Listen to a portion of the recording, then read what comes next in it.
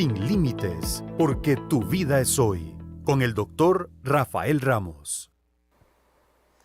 Hola, muy buenos días, qué bueno podernos encontrar una vez más en nuestro espacio, como siempre, es un placer poder llegar hasta donde nos estés escuchando, sea a través de la señal de el 93.1 FM, Radio Fides, a través de la señal de San José TV, o por supuesto a través de nuestra señal en redes Fides CR.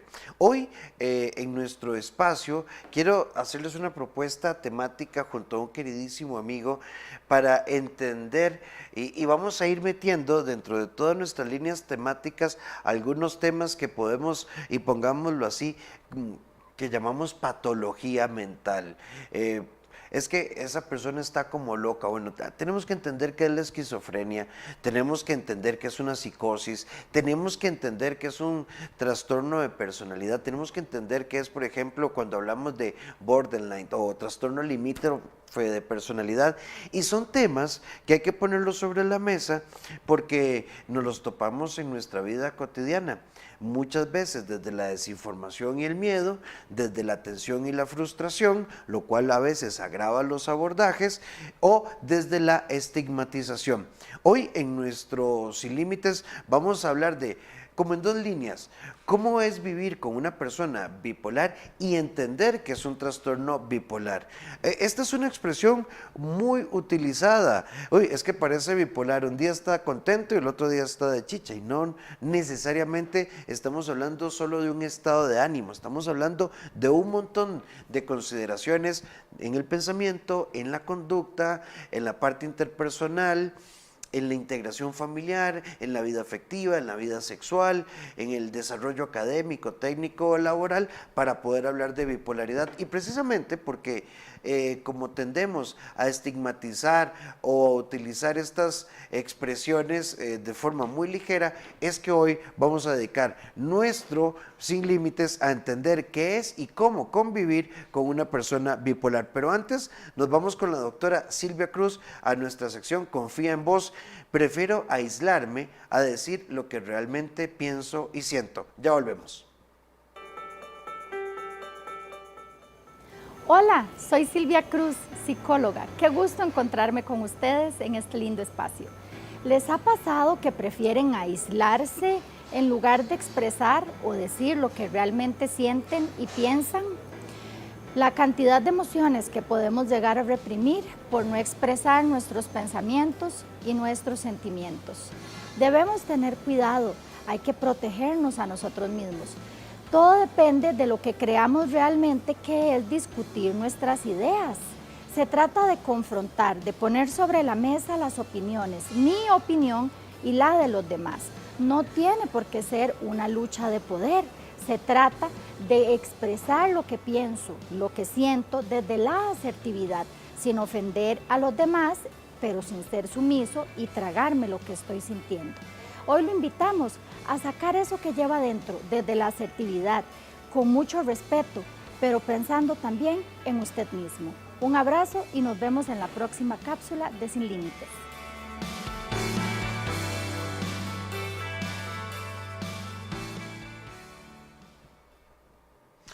Seguimos con más de Sin Límites, hoy en la gratísima compañía del doctor Mauricio Campos, médico psiquiatra. Mau, qué bueno tenerte por acá otra vez. Muchísimas gracias, Rafael, por la invitación. De veras, para mí siempre pues, es un honor venir a Sin Límites, y qué dicha que podamos tratar estos temas, como vos dices, porque es muy importante aterrizarlos a la vida normal, porque muchas personas se están enfrentando a la situación de ellos mismos en algún momento de la vida ser diagnosticados con trastorno bipolar, o tener un familiar, un allegado, un hijo, un hermano, un compañero de trabajo que tiene un diagnóstico de estos, y es muy importante hablar para poder desestigmatizar todo lo que se relaciona a trastornos de enfermedad Mauricio, mental. yo decía en la introducción, para los que recién se están conectando, que cuando vamos a hablar de un trastorno bipolar, vamos a hablar de algo más allá de una manifestación de nuestro estado de ánimo.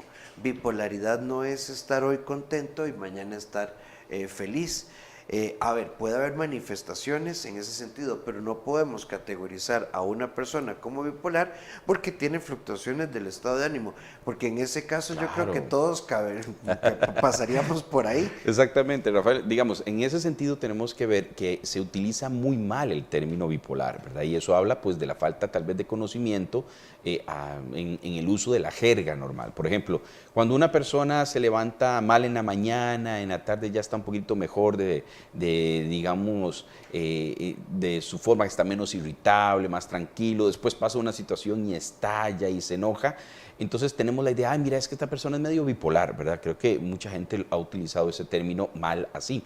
El trastorno bipolar es algo diferente, no son cambios de temperamento o temperamental. Digamos que una persona puede ser como temperamental, o sea, como que ante una situación se enoje, ante otra situación sea muy explosiva, ante otra situación sea muy tranquila y de eso cambie durante el día. Normalmente el trastorno bipolar no se manifiesta así. Puede tener algunas similitudes, pero no es lo que vemos ya en un trastorno bipolar. Entonces, vivir a la par de una persona que es como una bomba emocional, digámoslo así, por su irritabilidad y todo, no implica que esta persona sea bipolar. Ya la bipolaridad, el trastorno en sí bipolar, sí es algo diferente, que debe ser diagnosticado, puede ser valorado por un médico, por un psicólogo, normalmente ya es ratificado a nivel de un dictamen por medio de un psiquiatra, y es importante, Rafael, tener en cuenta que a veces el diagnóstico no es fácil de hacer y que a veces pasan años antes de que ya un médico pueda diagnosticar el trastorno bipolar, porque hay diversos síntomas que nos dan indicios, pero es hasta que el proceso se va dando y uno va evaluando que ya uno puede evaluar un paciente como trastorno Sí, bipolar. de hecho, Mauricio, podríamos arrancar ahí propiamente para identificarlo, porque no solo existe la bipolaridad como un término único. Exacto. Hablamos de al menos 4 categorías importantes en el trastorno bipolar. Exacto. Pero entonces empecemos un poco como en 2 ejes. Está papá, está mamá, está mi hermano, está mi hermana. Le vemos frecuentes cambios en el estado de ánimo. De pronto está que no quiere salir del cuarto, no se baña, no se alista. Un par de semanas después lo vemos que se levantó, empezó a funcionar, ya tiene ganas de ir a trabajar, se puso a sembrar matas y uno dice, es que no lo entiendo. Claro. Entonces, ¿cuáles serían los síntomas más frecuentes como señales de alerta para identificar si de pronto en casa o incluso si vos estás escuchando esto, que uno diga, mira, yo creo que yo debería ahondar a fondo para ver si tengo bipolaridad? Muy bien, eso es importante. Rafael, si pudiéramos hacer una diferencia, el trastorno bipolar es un trastorno del afecto, un trastorno, creo que el trastorno del afecto que más todos tenemos en cuenta y que hemos visto en la mayoría de la gente, tal vez retratada, es la depresión, ¿cierto?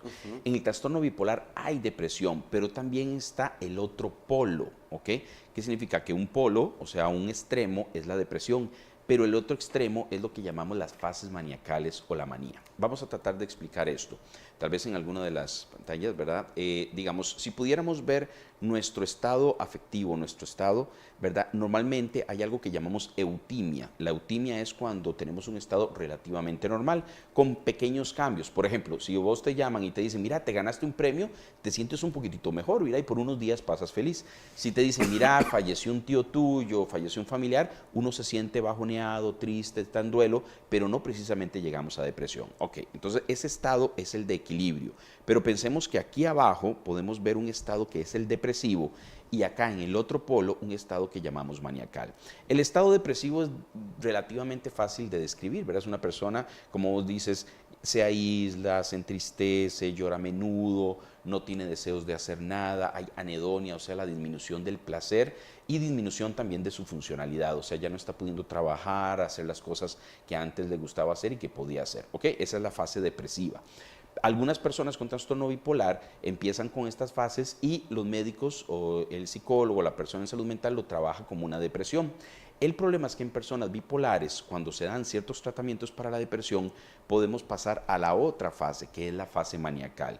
Y esta fase maniacal a veces se da sin que la persona reciba ningún tipo de tratamiento, sino que empieza con una fase que se caracteriza por lo contrario de la depresión. ¿Cómo sería esto, Rafael? aceleración del pensamiento, la persona empieza a pensar repetitivamente con pensamientos que se vienen uno tras de otro y eso se manifiesta en verborrea, o sea, hablar muy rápidamente de diversos temas, puede empezar a cambiar de un tema para otro sin haber terminado el previo y también eso se manifiesta en la actividad, una agitación psicomotriz. ¿Qué significa esto? Estar muy inquieto, muy acelerado, se mete en proyectos nuevos, empieza a ver como mucha creatividad, lo cual uno podría decir que no es malo. El problema es el extremo. Si empezamos a meternos en negocios, me voy a un casino, me gasto toda la plata, empiezan a andar con diferentes personas en relaciones de pareja muy inestables, lastimosamente asocian a veces el uso de alcohol, de drogas, demasiada energía y un punto muy importante, Rafael, que es la situación de casi no necesitar dormir. Entonces estos pacientes nos comentan y los familiares nos indican, ¿verdad? Muchas ocasiones, de que el paciente deja de dormir, está durmiendo solamente 1 o 2 horas en la noche y que verdaderamente se levanta con energía, con ganas de hacer más cosas y metiéndose en proyectos que en algunos momentos no termina y eso hace que el paciente disfuncione grandemente. Importantísimo. Hoy estamos a través de nuestra, porque ya incluso ve qué bonito, Dama Pereira nos dice a través de FIDE-CR, bueno, siento que mi hijo es bipolar, ya que presenta que una está bien y la otra está diferente. Melissa nos dice, Dios lo bendiga, muy importantes. Se pasa con los esposos cuando cambian de pensamientos, cambian su carácter. Y bueno, y esta es la importancia. A ver, no vamos a definir bipolaridad como cambios en el estado de ánimo única y exclusivamente. Hay una serie de características y esto es muy importante. De pronto alguien, ¿verdad? No quiero sonar prejuicioso, pero bueno, tiene mal café, ¿verdad? Y entonces, como que es irritable. Ha sido irritable toda la vida y entonces uno dice, qué raro, porque en el trabajo todo el mundo lo quiere y en la casa es amargado. Bueno, eso no se acerca a la bipolaridad. Exacto. Es muy importante identificarlo. Mauricio, hay 3 cosas importantísimas. Uno, que quiero que lo planteemos como mito o realidad. En bipolaridad, ¿este es un trastorno solo de los adultos? Okay. 2, ¿hay un factor detonante, verdad? O es un componente ya genético o multicausal. Y 3, los tratamientos están orientados a curar o a controlar. A regular, muy bien. Rafael, esos 3 puntos son fundamentales cuando hablamos de trastorno bipolar. ¿En qué edad es habitualmente que empieza la bipolaridad o que se empieza a manifestar? Fíjate que en cualquier edad puede dar, sin embargo, en la niñez o en la adultez mayor es poco probable o es menos frecuente ver que se dé un debut, digámoslo así, bipolar. En la adolescencia, ya a partir de los 15 años, en la adultez joven, 19, 20 años, es donde empezamos a ver con mayor frecuencia que las personas empiezan a tener cuadros depresivos o cuadros de fases que llamamos hipomaniacales, que no son tan fuertes como las maniacales que yo acabo de indicar, sino menos fuertes, disfuncionan menos, pero empiezan a tener estos altibajos. Es importante que estos altibajos normalmente no se dan durante el mismo día, ¿verdad? Porque eso es el error que a veces caemos, Rafael, que decimos, es que la persona empezó bien en la mañana y terminó mal en la noche. No, eso normalmente no es bipolaridad. Exacto, es un punto importante. Que eso incluso puede ser el ciclo de un trastorno depresivo. Exactamente, que la persona sienta irritabilidad en la tarde, que se sienta mal, ¿verdad? Pero eso puede ser otro tipo de trastorno, ¿verdad? Tienes toda la razón. Ahora, cuando se da por meses, a veces por semanas o meses, que una persona tenga una depresión y posteriormente a los meses, a veces puede haber momentos de cierta regularidad, pero después pasa con esas fases maniacales o hipomaniacales por varios meses o semanas, ¿verdad? Entonces ahí es donde podemos empezar a sospechar que esta persona podría tener algo que llamamos trastorno bipolar. Ahora, entonces, ¿en qué edad es más frecuente? En esa edad media, ¿verdad? Más o menos desde la adolescencia a la adultez joven es donde más frecuentemente lo vemos. ¿Cuántas personas padecen de trastorno bipolar a nivel mundial? Se ha visto, mira, una estadística más o menos aproximada de un 1% de la población mundial, ¿ok?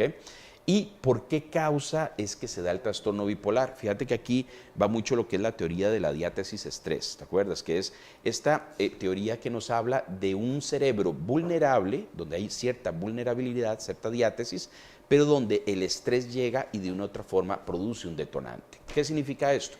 Digamos que, por así decirlo, el cerebro Puede tener algún factor genético. Fíjate que el trastorno bipolar sí es más frecuente cuando tenemos familiares cercanos con trastorno bipolar, por ejemplo, un papá con trastorno bipolar, una mamá. Muchas veces en la historia clínica preguntamos y nos dicen, sí, mi abuelo nunca se le diagnosticó nada, pero en el pueblo donde vivía era de los que salía, se iba por temporadas, hacía un montón de cosas raras, siempre tenía energía, iba, araba él solo un campo y después pasaba en depresiones terribles por épocas. Entonces uno puede ir sospechando que ese abuelo tenía un trastorno bipolar, pero que nunca fue tratado, lo cual es muy común, Rafael, porque lastimosamente, imagínate que si hasta ahora tenemos una gran cantidad de pacientes bipolares que no están siendo tratados porque no se busca ayuda a tiempo, imagínate cuando estamos hablando de nuestros abuelos o bisabuelos, ¿verdad? Esta patología estaba presente y lastimosamente mucha gente lo manejaba con alcohol, ¿verdad? En el sentido de regularse tomando alcohol, lo cual empeoraba el asunto. Entonces tenemos que entender que la parte genética es importante y lo que sí sabemos es que hay alguna alteración a nivel cerebral y que por eso el tratamiento farmacológico es fundamental, porque necesitamos regular, controlar una serie de neurotransmisores y de formas en las cuales las neuronas se conectan para poder mejorar el estado del paciente y que no empiece a tener estas fluctuaciones entre fases maniacales y fases depresivas. Sí, dentro del concepto mito y realidad, que es muy importante, bueno, claramente no se pega, ¿verdad? Esto no es viral. Ajá, exacto. Es muy importante. No se contagia. Sí, pero acá nos está haciendo una consulta y le agradezco montones a la amiga porque, vean, a mí me encanta, y de hecho mi maestría va sobre esta línea de la patología. Es un tema que a mí me fascina, Mauricio, que hagamos una diferencia. Alguien nos pregunta, ¿la persona bipolar se puede caracterizar porque habla incoherencias y se le altera la memoria, o eso es de la esquizofrenia? Esto lo digo porque en mi familia hay de las dos, esquizofrenia y bipolaridad, y a veces uno no sabe cómo identificarlas. ¿Hay alteraciones en el estado consciente en la persona bipolar o esto es exclusivo de la esquizofrenia u otras demencias, Mau? Mira, esto es muy interesante la pregunta que ella nos hace, porque antes el concepto de trastorno bipolar ha ido cambiando a lo largo del tiempo. Ustedes saben que hay diferentes manuales que se van desarrollando en psiquiatría para tratar de entender, de tener conocimiento, entre más artículos, entre más experiencia tenemos con respecto a los trastornos, hasta la nomenclatura va cambiando. Imagínate que el trastorno bipolar antes era conocido como psicosis maníaco-depresiva, ¿está bien? Entonces, ¿qué significa? Que sí, algunos pacientes bipolares pueden tener la tendencia a psicosis, ¿ok? Entonces vemos a veces fases maniacales que se nos, vamos a ponerlo así, contaminan con cuadros psicóticos. El paciente en fase maniacal puede empezar como con cuadros muy egocéntricos, egomaníacos, donde ellos son el centro del mundo, donde se consideran personas sumamente importantes, casi como famosas, donde todo el mundo les debe rendir pleitesía, donde verdaderamente ellos se sienten como los reyes del mundo, pueden gastar todo el dinero del mundo aunque no lo tengan, pueden meterse en todos los proyectos aunque no tengan toda la energía verdaderamente para hacerlo. Entonces todas estas características pueden llegar en algún punto hasta bordear la psicosis o verdaderos cuadros psicóticos que requieran, por ejemplo, hospitalización. Sí, incluso es muy propio de la esquizofrenia lo que llamamos paranoia. Ajá. Digamos, sentir que me ven feo, me atacan o que me quieren lastimar y este tipo de cosas. Pero también lo podemos encontrar en la fase maniacal, en la bipolaridad. Claro, y también tenemos otro trastorno que llamamos trastorno esquizoafectivo, ¿verdad? Que es como la compañera lo habla ahí. Bueno, es que no sabemos si es esquizofrenia o bipolaridad.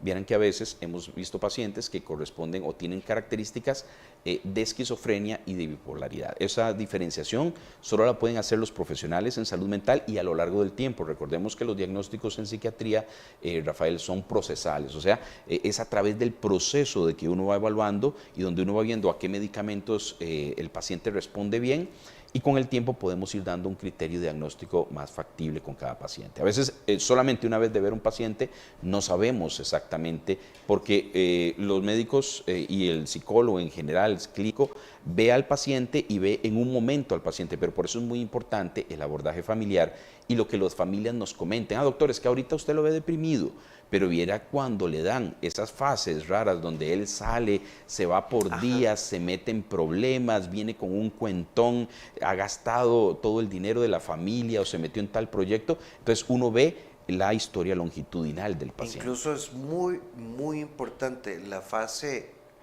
maníaca de hiperactividad o la fase depresiva no son electivas. Y eso, porque de pronto somos como más sensibles a la parte depresiva, entender, apoyar, escuchar, y en la fase maníaca, Mau, como pasan, puede pasar todo. ¿Verdad? Yo recuerdo un señor, ¿verdad? Una familia que me dijo, Rafa, fue y separó 6 carros.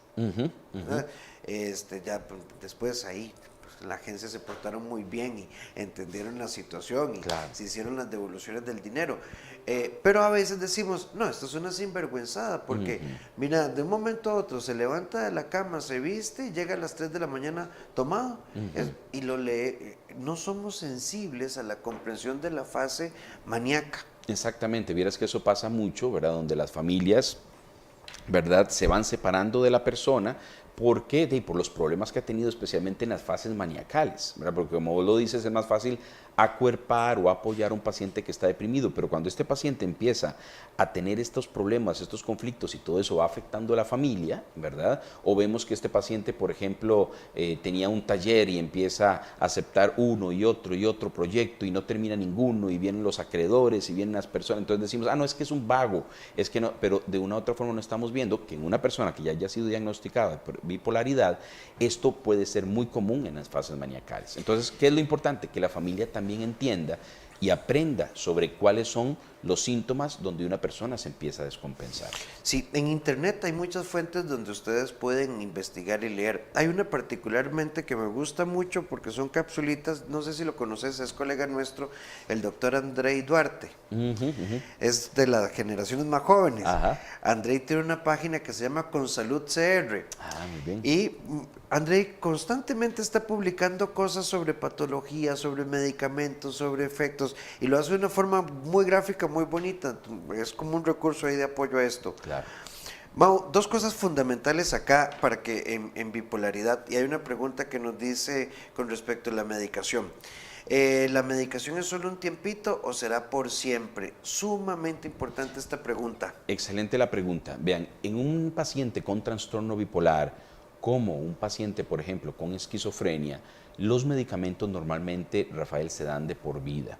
¿Por qué se dan de por vida? Porque cuando se encuentra un medicamento que el paciente funcione, y normalmente tiene que haber unión de varios medicamentos, que llamamos estabilizadores del estado de ánimo, con a veces medicamentos antipsicóticos, en algunos momentos antidepresivos, a veces a dosis bajas y muy controladas para regular los cuadros depresivos, y siempre bajo un control psiquiátrico estricto, ¿ok? Pero el paciente podría vivir una vida bastante normal, bastante adecuada, bastante funcional, si se toma adecuadamente el tratamiento. ¿Por cuánto tiempo?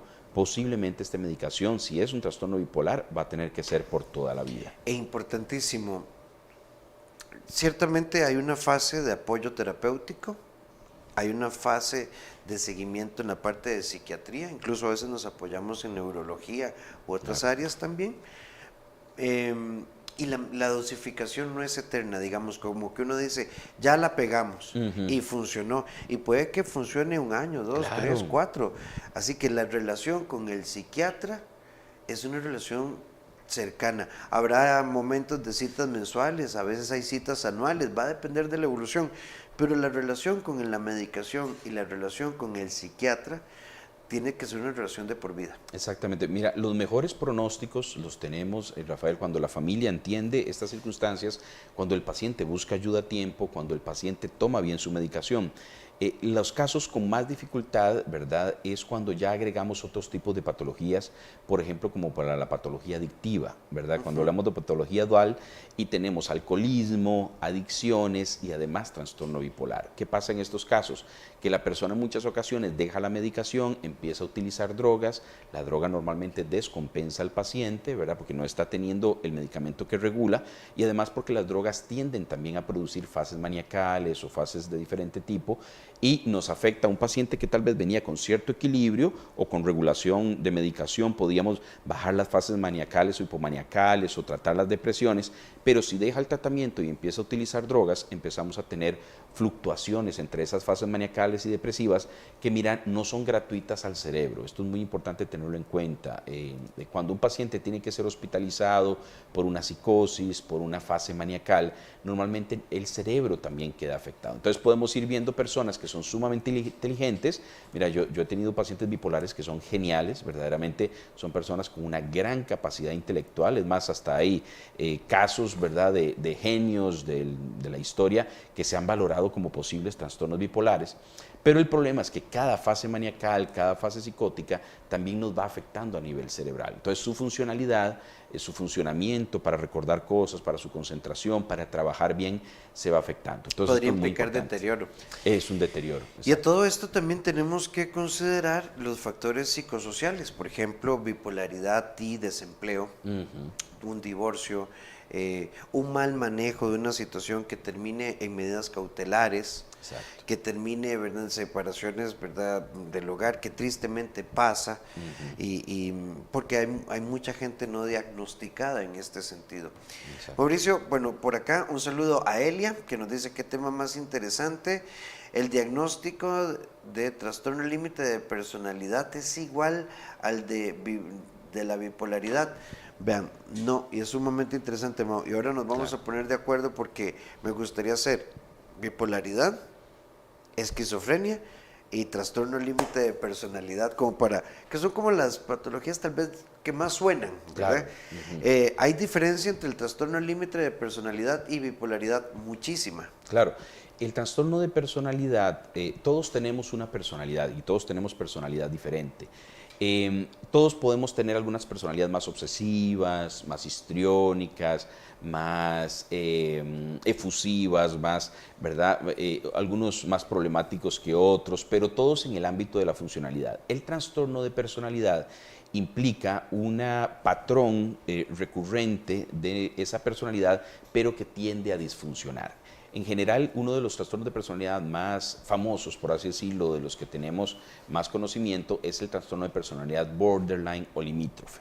Entonces, este tipo de trastornos de personalidad causan que la persona tenga apegos muy inseguros, de forma muy inadecuada a veces en relaciones complicadas, tendencia muchas veces a conductas autodestructivas, a sensaciones de vacío intenso y a una sensación donde a veces se apegan mucho a una persona y en una relación que hablamos de amor-odio, ¿verdad? A veces amor y a veces casi que odio. Entonces, estos trastornos de personalidad son muy inestables. Vieras que la pregunta está muy bien hecha, Rafael, porque a veces se ha tratado de relacionar si algunas personas con trastornos de personalidad borderline podrían estar teniendo algunos síntomas bipolares o al contrario, del espectro bipolar. Ahora estamos entendiendo mucho el espectro bipolar. Lo que pasa es que sabemos que digamos, cuando clasificamos el trastorno bipolar, clasificamos el trastorno bipolar tipo 1 cuando hay fases maniacales evidentes y depresiones, y trastorno bipolar tipo 2 cuando hay fases hipomaniacales, o sea que no son tan fuertes, y normalmente depresiones. Pero en ese entendimiento hay una serie de aspectos que hablamos de espectro, que hay personas con alguna sintomatología que no llega a desarrollar totalmente, por así decirlo, las características que entendemos de trastorno bipolar. Ahí es donde a veces se nos confunde un poquitito el trastorno bipolar con el trastorno de personalidad, especialmente borderline. Y mira qué interesante, porque algunos medicamentos de los que se dan en el borderline funcionan también en el trastorno bipolar. Entonces, lo que tenemos que entender es que a nivel de psiquiatría y de salud mental, el órgano con el que más tenemos problema en entender es nuestro cerebro, pero no desde el punto de vista neurológico, Rafael, ¿verdad?, sino de nuestro aparato psíquico, de nuestra personalidad. La mente es dificilísima de entender. Entonces, por eso no tenemos que tener, o sea, tenemos que tener en cuenta de que es cada vez más difícil, porque hablamos de una patología, pero también la personalidad del ser humano, lo que ha vivido, los traumas, las vivencias, hacen que esta persona que sea un mundo diferente a otra persona. O sea, cada persona es un mundo. Entonces, entenderlo a veces es complicado. Sí, yo creo que hoy en día hemos llegado a una comprensión neuroanatómica del cerebro y del sistema nervioso central y periférico de altísima precisión. Claro.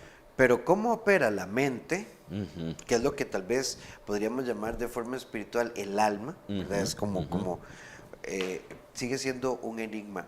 Hoy sabemos mucho, pero nos sigue ganando más lo que no sabemos.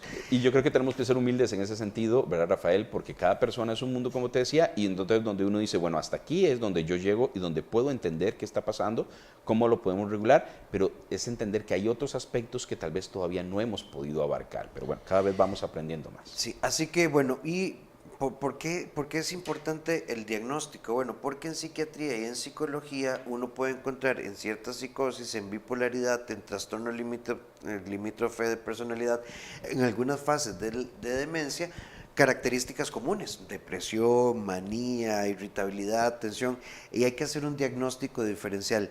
Y el diagnóstico, a diferencia de la valoración ginecológica, ¿verdad? Que tal vez dice, bueno, esto es una infección, o el dermatólogo que observa y dice, esto es una dermatitis.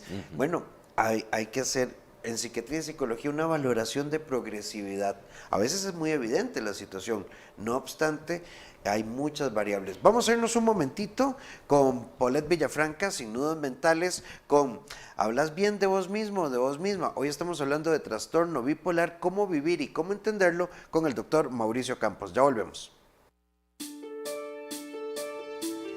Aprender a irse en el momento adecuado, en el momento correcto, de algo que no te está beneficiando, de algo que no está haciendo o no te está ayudando a ser tu mejor versión, definitivamente es un acto de amor propio grandísimo, es un acto de valentía también. Y justamente de eso estamos hablando hoy en Vuela Alto. Mi nombre es Paulette Villafranca. Cuando tomas la decisión de alejarte de algo o de alguien, definitivamente sabemos que nos va a doler. Y muchas veces nos duele, lo sufrimos, pero sabemos de que ese es el momento correcto donde tenemos que terminar ese ciclo. Lo importante es que vos recordes las lecciones que te dejó esa persona, ese trabajo, esa situación, y a partir de ahí tomes mejores elecciones para el futuro. Entonces, hoy te invitamos a que le digas no, a que rechaces eso que no te está dejando avanzar y que al mismo tiempo puedas construir el amor propio que tanto tenés.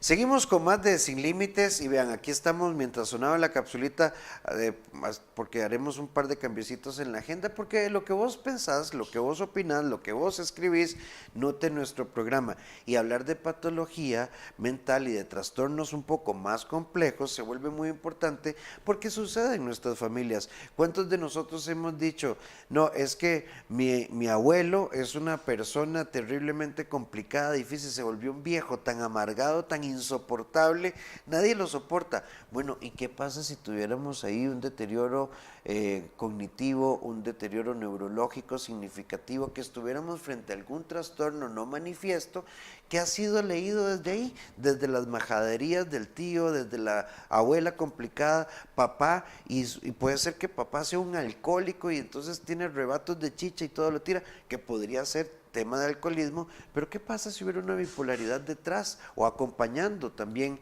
ese alcoholismo? Mau, por acá nos hacen preguntas. Patricia nos dice, ¿cómo hacer cuando una persona no quiere hablar, ni decir nada, ni decir qué le pasa? Solo dice, yo a nadie le importo y yo soy así, no ocupo que me quieran. Y este mensaje de doña Patricia es con el que nos íbamos, que la importancia del diagnóstico diferencial. Porque uno puede encontrar en la fase hipomaníaca una persona retraída que no quiere hablar, pero eso lo podemos encontrar en una depresión no bipolar también. Claro, claro. Tenemos que hacer la diferenciación entre la depresión unipolar, que es la depresión, vamos a ponerlo en esta palabra, normal, que nos topamos la corriente, diariamente, sí, la exactamente, frecuente, que solo es depresión, por así decirlo, que son personas que a lo largo de la vida pueden haber momentos donde se sienten bien, ¿verdad? Normal, pero después hay una caída en la parte de estos síntomas, donde se sienten tristes, lloran frecuentemente, se sienten a veces muy culpables, sienten muy poca energía, disfuncionan y pueden haber síntomas hasta deseos de morirse, hacerse daño, porque la vida ya no se encuentra un significado o no tienen la energía para poderla vivir, ¿verdad? Eso es lo que llamamos depresiones. Entonces, cuando vemos una persona con algunas características de este tipo de aislamiento, de sensación de que no vale ya como persona, de que lo dejen tranquilo, solo, pues normalmente como familia obviamente que nos vamos a preocupar. Mi recomendación siempre es que intentemos e insistamos en que esta persona pueda tener alguna ayuda Y si por alguna razón la persona no lo quiere, la misma familia puede buscar ayuda, ir a un terapeuta y ver cómo ayudarle, ver cómo, en algunos casos me ha pasado, Rafael, me imagino que a vos también, que tal vez viene la mamá muy preocupada por una hija o por un hijo, vienen con angustia, vienen y hablamos, y la posibilidad de poder posiblemente hablar con esa hija, aunque sea vía telefónica. Me pasó una vez que vino la mamá, yo le pedí el permiso: mamá, podemos llamar a su hija hoy que estamos aquí en el consultorio, y esa hija accedió a venir a la segunda cita, ¿verdad? Y pudimos empezar a iniciar tratamiento farmacológico y sacar un poquitito a esa chica de esa depresión, ¿verdad? Entonces a veces ese vínculo con el paciente, aunque sea de la familia inicialmente, puede dar un beneficio a futuro al paciente. Sí, ustedes, en los espacios que la vida me ha dado la oportunidad de coordinar, una cruzada es el equilibrio. A ver, el cuerpo es una parte física, tenemos nuestra mente, tenemos el pensamiento, la emoción, la conducta, nuestra espiritualidad, el contexto y la historia de un ser humano, y de ahí la importancia de desmitificar la medicación. Hoy, y creo que estamos frente a tiempos de cambio, pero hay personas que suelen decir: no, yo eso no me lo voy a tomar, no. Y Mauricio estaba planteando algo muy importante. En bipolaridad y en otros trastornos, cuando no hay una medicación correcta, la familia o el paciente no ayudan, las curvas de deterioro por las crisis que se van dando pueden derivar años después en una situación de muchísimo mayor complejidad, mientras que a más temprana la detección y más pronto el apoyo terapéutico y el farmacoterapéutico, la probabilidad de mayor estabilidad y de funcionalidad, porque una persona bipolar puede amar, puede ser papá, puede ser mamá, puede trabajar, puede hacer un montón de cosas con el adecuado tratamiento. Claro, claro, imagínate que por eso es que estamos hablando del tema, porque si una persona se detecta a tiempo y empieza a tomar medicación a tiempo, la parte psicoterapéutica es fundamental también, Rafael, aunque el punto principal es la farmacoterapia, porque sabemos que necesitamos estabilizar ese cerebro y las fluctuaciones. La parte psicoterapéutica nos puede ayudar mucho a que la persona maneje esa angustia, esa sensación de culpa a veces de las cosas que han pasado en momentos de fases maniacales especialmente, esa situación como de el duelo que implica que tengo una enfermedad mental, que necesito tratamiento, que necesito apoyo. Eso también se trabaja mucho a nivel psicoterapéutico, y el psicólogo o el profesional en salud mental también puede trabajar mucho con la familia para poder detectar las fluctuaciones que puedan presentar estos pacientes y que impliquen un peligro de descompensación. Entonces, el abordaje es integral, pero recordemos que la parte farmacológica en estos casos, como lo es en esquizofrenia, como cada vez lo estamos viendo también en depresiones mayores, o sea, en depresiones de moderadas a severas, en trastornos de ansiedad con ataques de pánico, que lo hemos hablado acá, así como la gente ya se ha abierto a la posibilidad y entender que la diabetes se tiene que tratar medicamentosamente para no avanzar a un punto de riesgo, que la hipertensión, ¿verdad?, que decimos que es la enfermedad silenciosa, que nadie sabe a veces que la tiene hasta que se toma, pues, ¿verdad?, la presión y se ve que está alta. Ya no tenemos tanto problema en tomar medicamentos para esos tipos de trastornos crónicos. Entonces, lo que tenemos que entender es que hay otra serie de trastornos, por ejemplo, las enfermedades mentales, que también requieren medicación a largo plazo, y que cada vez estos medicamentos son más seguros, más equilibrados, y que nos pueden dar un gran beneficio para vivir una vida normal. Este comentario es todo un tema. ¿Es la bipolaridad un factor de consideración en suicidio? ¿Podemos decir bipolaridad y suicidio son sinónimos? No, pero sí es un factor de riesgo si no se trata. Exacto. Mira, uno de los principales factores de riesgo suicida o poblaciones con riesgo suicida son aquellas personas con una enfermedad mental en descompensación. Entonces, ¿qué significa esto? Que el bipolar podría suicidarse si verdaderamente hay una situación de descompensación, ya sea en una fase maniacal muy alta, pero especialmente en las fases depresivas. Las fases depresivas del trastorno bipolar son normalmente muy fuertes, y las personas fácilmente llegan a sensaciones de culpa y de ideación suicida. Entonces, por eso necesitamos que las personas tomen el tratamiento a tiempo, que puedan ayudarse en ese equilibrio para no llegar a una depresión con ideación suicida. Entonces, un factor protector muy importante para estas personas es tomar su tratamiento y evitar estos cuadros depresivos tan severos. Sí, acá nos hacen una pregunta y créanme que esto sería discutir qué es primero, el huevo o la gallina, porque una amiga nos pregunta que si el alcoholismo puede desatar una bipolaridad o es la bipolaridad la que lleva al alcoholismo. Tanto como desatar, no, ¿verdad? Porque estamos hablando, incluso hoy se nos hace muy difícil decir, es este sector del cerebro, es esta red neural, es la conjunción de estos transmisores los que provocan X trastorno mental. Sigue siendo un enigma. Tenemos muchas luces. Claro. Yo no sé si vos y yo lo veremos, ¿verdad? Pero yo creo que estamos a no muchísimos años de entender este tipo de patologías mentales. Hay investigaciones interesantísimas sobre nanotecnología, chips para regular, ¿verdad? Los campos eléctricos del cuerpo, las funciones bioquímicas, pero sí podemos decir que hay una correlación de propensión de riesgo de bipolaridad y alcoholismo, pero no podemos decir que el alcoholismo es un factor que va a desatar. Esto no es como que yo tengo predisposición diabética y comí mucho azúcar, Claro. y ya se nos desarrolló la diabetes. Exacto. Ahora, un punto importante, Rafael, tal vez no con el alcoholismo, pero es interesante porque sí se han hecho estudios y se ha visto que algunos drogas, especialmente en adolescentes, porque tenemos que tener en cuenta de que el cerebro del adolescente está en desarrollo y muchos están utilizando, por ejemplo, marihuana. Ahora, los niveles de THC, de tetrahidrocannabinol que tiene la marihuana actual es muchísimo más alta que la que pudiéramos pensar en los 70s y todo. Y lo que estamos entendiendo es que la marihuana y muchas otras drogas, pero quiero hablar de la marihuana, funciona como una llave a nivel cerebral que no sabemos qué puerta va a abrir. Y a veces nos abre esa puerta de psicosis, y yo he tenido pacientes que han utilizado marihuana un tiempo y que en algún momento se abren en una crisis maniacal, y ha sido necesario internar al paciente y tenemos esa duda, qué raro, ¿será que la droga abrió una diátesis de estrés? Esto que te decía, que el cerebro era vulnerable, ¿verdad? Y el estrés en sí, el estrés lo hablamos como esa droga que entró y que abrió una puerta que tal vez no se habría abierto si no hubiéramos usado droga. Entonces, por eso es muy importante tener en cuenta para los jóvenes, ¿verdad?, el no utilizar drogas de una u otra forma, porque ese cerebro está obviamente a ninguna edad, pero especialmente con los adolescentes, muchos de ellos piensan, no, ¿verdad?, este tipo de drogas son inocuas. Y si hablamos de consumo de drogas de diseño, entonces que claramente no son la inoculación en los laboratorios, la dosificación, todo esto es clandestino y oscuro, y uno a la larga no sabe qué le está metiendo al cuerpo.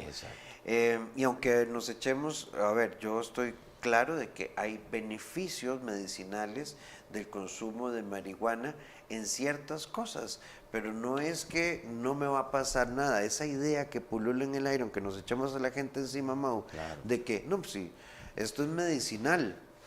No. De hecho, las tasas de consumo, y además que hoy hay marihuanas genéticamente alteradas. Sí. Rafael, solo uno viéndolo, ¿verdad?, en el consultorio, lo triste que es ver una familia con un joven con total capacidad en la universidad y todo, y que termine con una psicosis o una fase maniacal así en el hospital psiquiátrico, y que esto se regule y que el chico salga y diga, no fue la droga, y siga volviendo, y empiece otra vez el mismo proceso hasta más, y con lo que uno piensa de los deterioros a nivel cerebral, donde un chico podía estar siendo un gran universitario y donde ese cerebro no queda igual.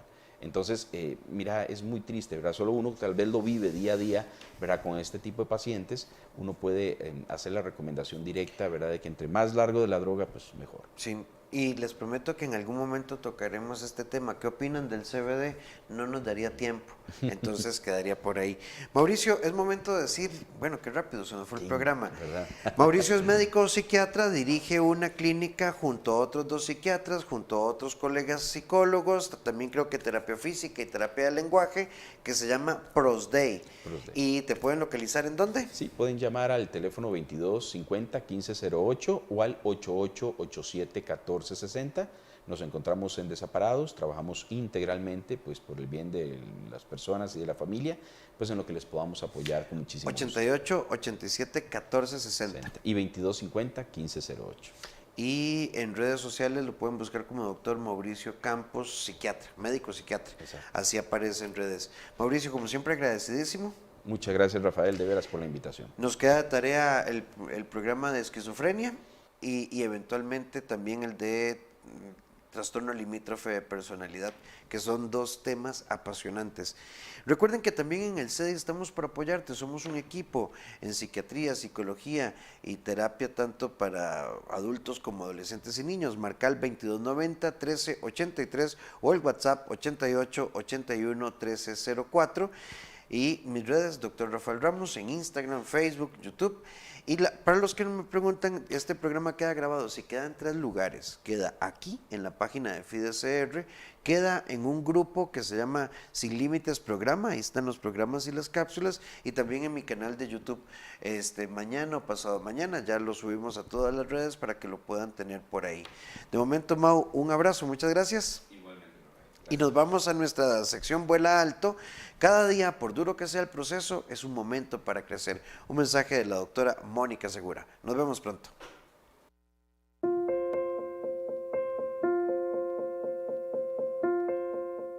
El tema de hoy es: cada día, por duro que sea, siempre es un momento que nos permite crecer. Y de verdad, siempre tenemos oportunidad para poder ser una mejor versión. Cada día representa esa posibilidad de buscar mejores caminos, de buscar nuevas formas de crear cosas, de buscar nuevamente sonrisas. Es un empezar de nuevo.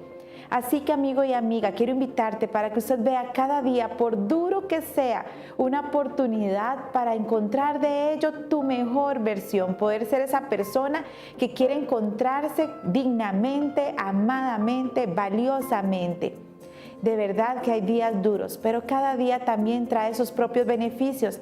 Seamos agradecidos, encontremos también en lo que tenemos cosas buenas y no nos enfoquemos únicamente en lo que nos falta, en los vacíos.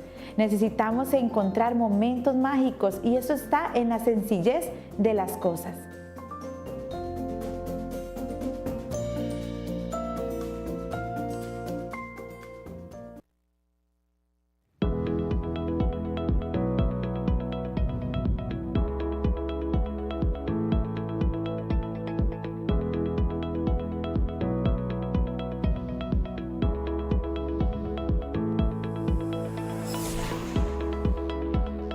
Sin límites, porque tu vida es hoy, con el doctor Rafael Ramos.